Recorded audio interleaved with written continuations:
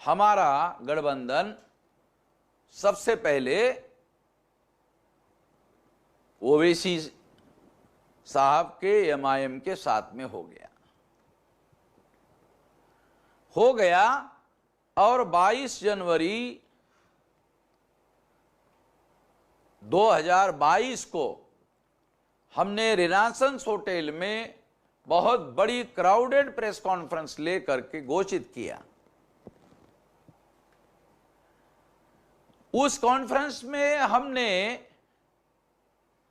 भागीदारी परिवर्तन मोर्चा घोषित किया। पहले हम लोगों ने राष्ट्रीय परिवर्तन मोर्चा बनाया था,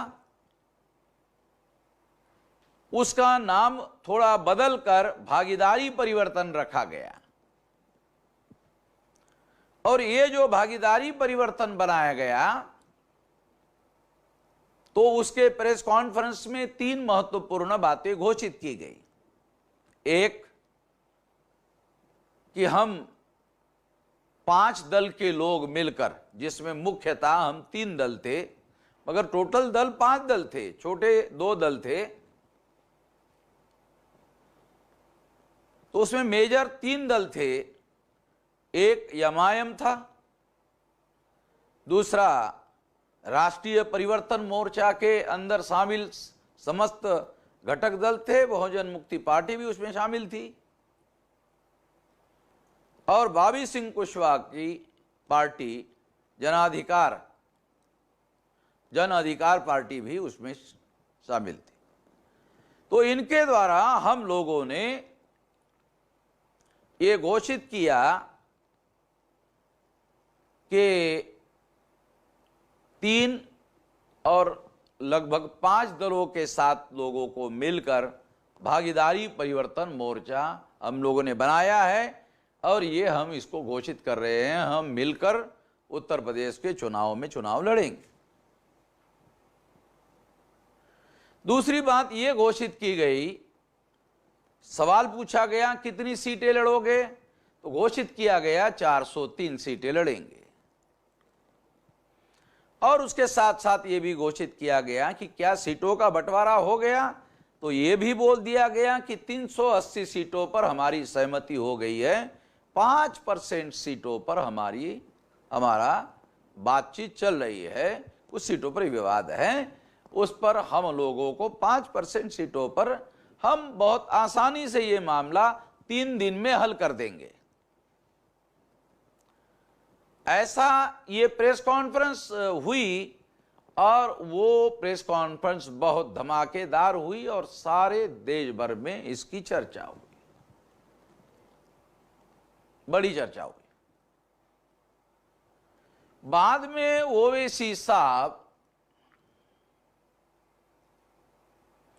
हैदराबाद चले गए। हैदराबाद जाने के बाद ओवैसी साहब 26 जनवरी को वापस आए, और 26 जनवरी को सोशल मीडिया का एक कार्यक्रम आयोजित किया गया। उस कार्यक्रम में मुझे भी बुलाया गया, और उस कार्यक्रम में 2 सीटों पर समर्थन देने का ऐलान करवाया गया, तीनों के द्वारा, बाबू सिंह जी के द्वारा, मेरे द्वारा और ओवैसी साहब के द्वारा।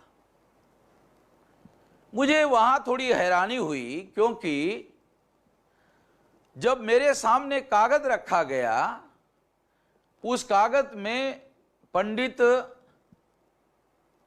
झा नाम के व्यक्ति को साहिबाबाद से कैंडिडेट बनाया गया। मुझे पहले बताया नहीं गया, मुझे जानकारी नहीं ली गई, मेरे नोटिस में नहीं रखा गया, और अनाउंसमेंट करने का जब समय था उसी समय टेबल पर मुझे कागज दिया गया। तो मैंने अवरोध करना अच्छा नहीं समझा, इसलिए मैंने ये सोचा कि मैं अभी ये बात कह देता हूं, इस पर बाद में बात कर लूंगा। तो पहले तो यहां से ये बात जो है ये गड़बड़ होना शुरू हो गया। मुझे नहीं मालूम था कि इसके बारे में बाबू सिंह कुशवाहा की सहमति पहले ली गई थी या नहीं ली गई थी। ये भी आश्चर्यजनक बात थी कि एमआईएम के तरफ से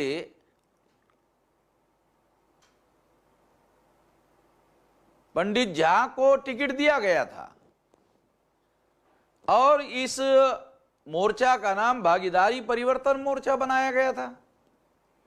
तो हम समझ रहे थे कि एमआईएम मुसलमानों के प्रतिनिधित्व के लिए देश में लड़ाई लड़ रही है, ये लड़ाई लड़ना जायज है और उनको रिप्रेजेंटेशन मिलना चाहिए, संख्या के अनुपात में मिलना चाहिए, ये हम पहले से बात करते थे। और अगर कोई ऐसा बात कर रहा तो ये बात जायज है, ऐसा हम मानते थे। ये बात सोचकर मुझे बड़ी हैरानी हुई इस बात की कि एमआईएम के तरफ से पंडित झा को टिकट देकर भागीदारी देने का प्रयास किया, जिनके पास ओवर रिप्रेजेंटेशन है और जिनके पास देश की व्यवस्था पर पूरा तरह से कब्जा है, उनको भागीदारी, जिनको भागीदारी देने की जरूरत है उनको नहीं दिया गया, जिनको देने की जरूरत नहीं है उनको दिया गया। तो ये बहुत बड़ी हैरान करने वाली बात थी। वहां से मुझे थोड़ा खटका लगना शुरू हो गया। ये सोचने वाली बात है कि जब 22 तारीख को यह ऐलान हुआ, भागीदारी परिवर्तन मोर्चा का जब ऐलान हुआ, तो इससे समाजवादी पार्टी के लोग मायूस थे और बीजेपी के लोग बम बम थे, बड़े खुश हो रहे थे। उनको ऐसा लग रहा था कि हमारे गठबंधन से समाजवादी पार्टी का नुकसान होगा और भारतीय जनता पार्टी का फायदा होगा। ऐसा फर्स्ट इंस्टेंस में प्रो बीजेपी मीडिया और बीजेपी के रणनीतिकार ऐसा सोच रहे थे, ऐसा अंदाज लगा रहे थे। 22 के बाद 23 आ गई, 24 आ गई, 25 आ गई और 26 आ गई। तो ये 4 दिन में मामला कुछ समझने में बीजेपी और संघ परिवार के लोगों को समय मिल गया और उन्होंने ये सोचा कि इस गठबंधन का मास्टरमाइंड वामन मेश्राम है और वामन मेश्राम फाइबर एलिमेंट है। फाइबर एलिमेंट उसको बोलते जो हजम नहीं होता है और इसलिए डॉक्टर लोग कहते हैं कि खाने में फाइबर ज्यादा खाना चाहिए जिससे पेट साफ होता है, वो हजम नहीं होता है। फाइबर जो एलिमेंट होता है वो हजम नहीं होता है, वो पेट साफ करता है, यानी बाहर निकल जाता है, वो हजम उसको करना संभव नहीं है।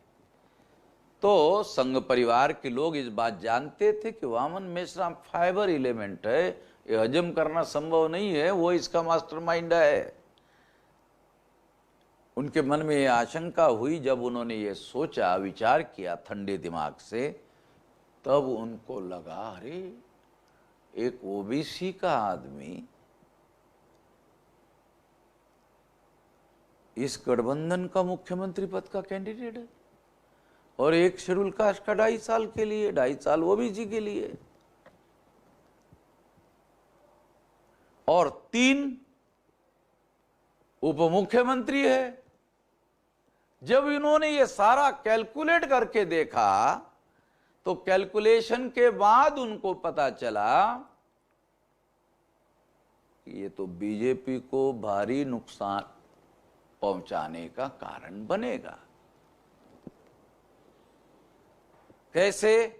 क्योंकि जो ओबीसी बीजेपी के तरफ जा सकता था उस समूह का मुख्यमंत्री कैंडिडेट घोषित कर दिया गया। जो मायावती से दुखी लोग थे शेड्यूल कास्ट के, वो बीजेपी की तरफ जा सकते थे, उसका एक कैंडिडेट मुख्यमंत्री पद का कैंडिडेट घोषित कर दिया गया था।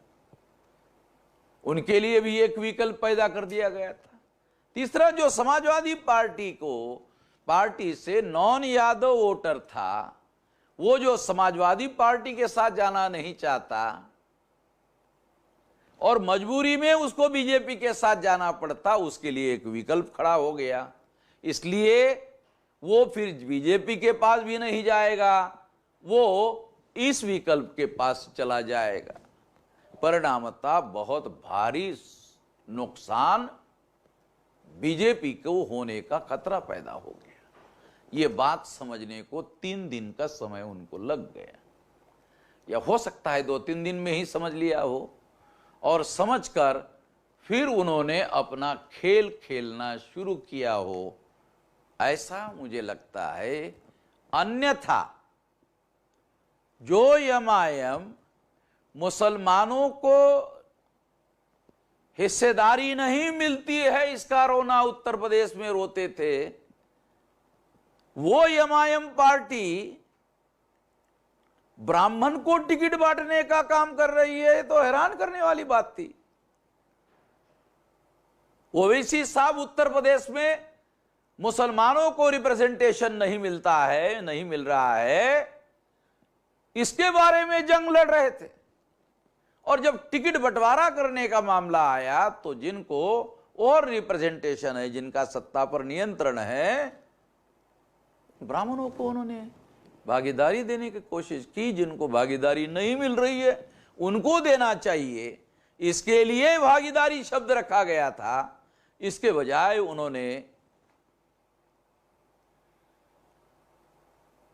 ब्राह्मण को टिकट देने का काम किया। बड़ी हैरान करने वाली बात थी। 23 सीटों का विवाद था और 22 तारीख को यह तीनों के द्वारा ऐलान कर दिया 23 सीटों का मामला है, 380 सीटों पर हमारी सहमति हो गई है। सारा का सारा रिकॉर्ड है, 22 तारीख का इसका रिकॉर्ड है, आप लोगों के पास भी रिकॉर्ड है।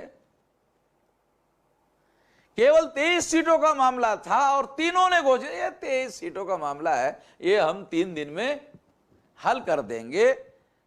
वो जो 3 दिन थे, 23, 24, 25 और 26 आते आते वो 23 सीटों का मामला सॉल्व करने के लिए एक बार भी पहल इस गठबंधन के कन्वेनर बाबू सिंह जी ने नहीं ली और दूसरे सीनियर पॉलिटिशियन ओवैसी साहब ने भी नहीं ली। यह हैरान करने वाली बात है कि विवादित सीटों पर समस्या का समाधान करने के लिए पहल करने के बजाय जिन सीटों पर 380 सीटों पर सहमति हो गई, उन सहमति के हमारे हिस्से के सीटों पर एमआईएम के द्वारा और दूसरी तरफ जाप के द्वारा, क्योंकि एमआईएम की 14 सीटों का विवाद था और जाप की 9 सीटों का विवाद था, टोटल 23 सीटों का विवाद था। और इस तरह से ये सीनियर पॉलिटिशियन लोग हैं, मैं तो पॉलिटिशियन हूं नहीं, तो बहुत आसानी से इस मामले का, और कहा भी गया था ये तो बहुत छोटा मामला है, ये हम बहुत आसानी से हल कर लेंगे, ये भी रिकॉर्डेड बातें हैं, मगर बहुत आसानी से हल होने वाला मामला हल क्यों नहीं हुआ, ये सबसे ज्यादा हैरान करने वाली बात है।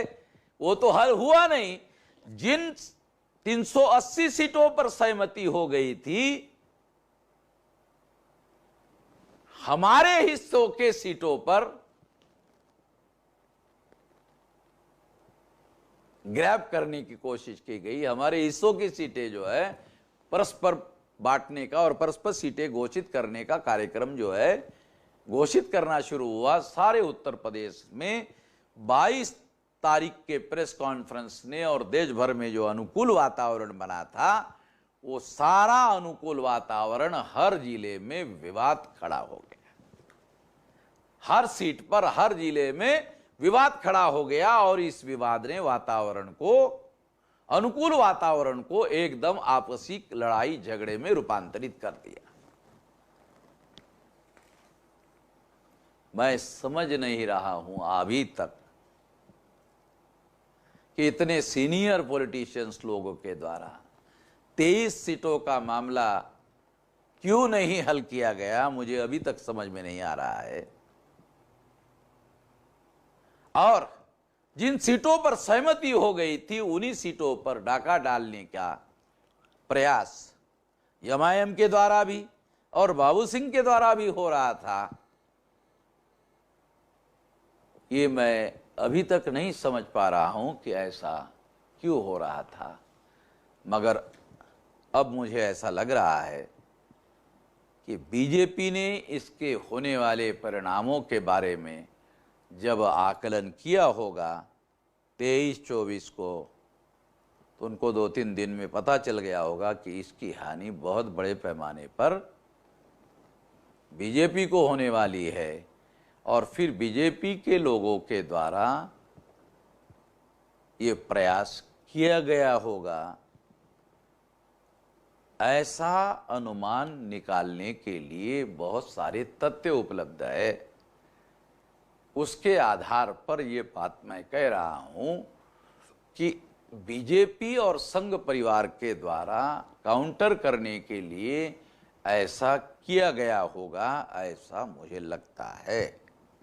ये मेरा अनुमान है, क्योंकि इसके लिए अनुमान के लिए बहुत सारे तथ्य अवेलेबल है। उसमें पहले नंबर का तथ्य ये है कि ये 23 सीटों का मामला था, बड़े आसानी से हल होने वाला मामला था। हम लोगों को बैठकर ये तय करना था, एक बार भी बैठक करने की कोशिश नहीं हुई,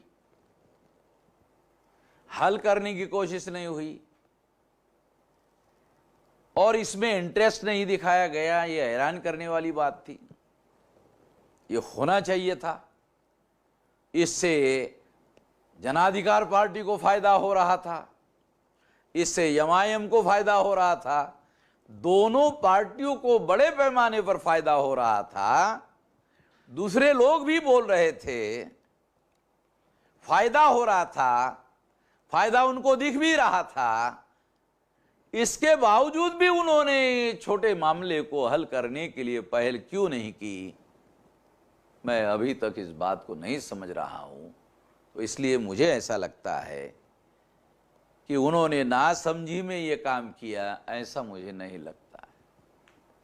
वो नासमझदार लोग हैं, ये तो मैं कहने के लिए राजी नहीं हूं। वो सीनियर पॉलिटिशियंस लोग हैं, उन्होंने नासमझी में ये किया, ऐसा मुझे नहीं लगता है। इसमें कोई थर्ड पार्टी ऑपरेटिव है, और थर्ड पार्टी ऑपरेटिव है क्योंकि हमने जो सवाल उठाए और लिखित रूप से डॉक्यूमेंट लेटर बनाकर उनको भेजा, उसका कोई जवाब आज तक हमें नहीं दिया गया। फॉर एग्जाम्पल, हमने ये कहा कि बाबू सिंह जी को कहा कि आप जिस समूह को बिलोंग करते हैं उसमें कुशवाहा, मौर्य, शाक्य और सैनी, इनकी 6% संख्या है। तो भागीदारी के सिद्धांत के अनुसार आपकी सीटें 24 बनती है। तो आपके सचिव ने कहा नहीं नहीं, हमारी संख्या 6% नहीं है, हमारी संख्या 20% है। तो हमने मान लिया हो कि ठीक है, आपकी 20% है, तो आपकी सीटें बनती है 80। आपकी सीटें बनती है 80। आपको अभी तक दिया जा चुका है 145, तो ये परसेंटेज हो रहा है 37%, 36% से ज़्यादा। और आप और 9 सीटें अगर मांगते तो 154 हो जाएगा, और ये 38% से ज़्यादा हो रहा है। तो ये जो भागीदारी आपने डाला, हमने तो राष्ट्रीय परिवर्तन मोर्चा बनाया था और राष्ट्रीय शब्द हटाकर वहां पर भागीदारी शब्द डालने के लिए बाबू सिंह जी ने आग्रह किया। तो भागीदारी का यह सिद्धांत है कि जिनको भागीदारी नहीं मिली उनको भागीदारी देने का काम होना चाहिए था। तो ये भागीदारी देने के लिए इनके द्वारा जो प्रयास किया जाना चाहिए था, उस हिसाब से ये भागीदारी उन लोगों को यानी ले रहे हैं 36-37%, दे रहे हैं, टिकट बांट रहे हैं 90% टिकट बांट रहे हैं कुशवाहा, सैनी, मौर्य, शाक्य को।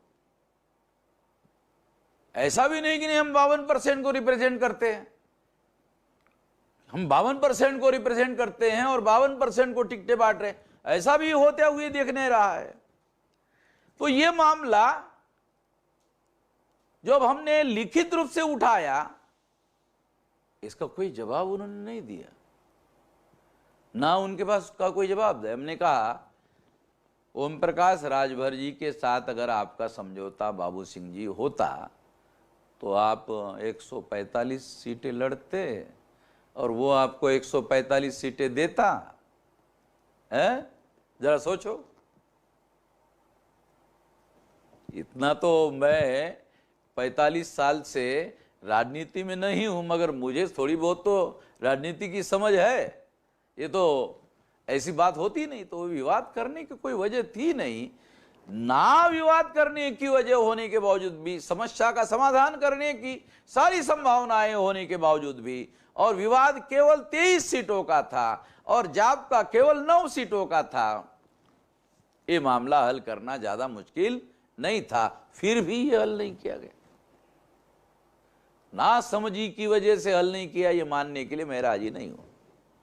14 सीटों का विवाद ओवैसी साहब का था। ओवैसी साहब पढ़ाई लिखा में बैरिस्टर है, बहुत ज्यादा सीनियर पॉलिटिशियन है। उनको जो तब तक अलॉटमेंट सीटें हो गई वो 88 हो गई, वो लड़ना चाहते थे 100 सीटें, हो गई 88, यानी 12 ही सीटें बची। तो हमने उनको एक सवाल पूछा कि आपका संगठन जहां जहां है वहां 100% जगह पर आप कैंडिडेट लड़ रहे, आप लड़वा रहे हो। अगर आप 100% जगह पर कैंडिडेट लड़वा रहे हो तो गठबंधन में आप हमें समर्थन कहां करोगे? क्योंकि जहां जहां आपका संगठन है वहां वहां आप कैंडिडेट खड़े कर रहे, तो आपके पास संगठन कहां बचा हुआ है जो हमें समर्थन देने का काम करेगा? हमने तो हमारी हिस्से की 61 प्रथम ग्रेड की, ए ग्रेड की सीटें गठबंधन धर्म को निभाने के लिए त्याग दिया। हमारे पास नाम के साथ, सीट नंबर के साथ रिकॉर्ड है, ताकि गठबंधन बने। हमने पहल किया तो गठबंधन बनाने के लिए हमें त्याग करना होगा। तो हमने सोचा त्याग अकेले ही करने से गठबंधन कैसे बनेगा? त्याग तो तीनों को करना होगा, तीनों को करने से गठबंधन होगा। एक आदमी को करने से, एक संगठन को करने से गठबंधन नहीं हो सकता। यह बार बार बात बताने के बावजूद भी ये बात को नजरअंदाज किया गया। ये नजरअंदाज करना मैं नासमझी की बात नहीं मानता।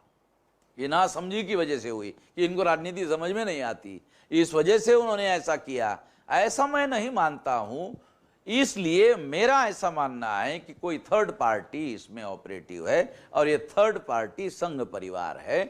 और संघ परिवार ने इसमें इसलिए हस्तक्षेप किया क्योंकि उनको लगा कि इसके पीछे मास्टर माइंड वामन मेश्राम है और इसने जो रणनीति की बनाई है उसका सबसे गंभीर परिणाम बीजेपी के ऊपर होने वाला है। और इस वजह से ये परिस्थिति उत्पन्न हुई है। मैं, हमारे तमाम जो समर्थक लोग हैं जो हमसे उम्मीदें लगाए बैठे हुए सारे देश भर में, हमने एक अच्छा काम किया, उन लोगों के सामने ये सारी बातें मैं अपना दुख रखना चाहता हूं।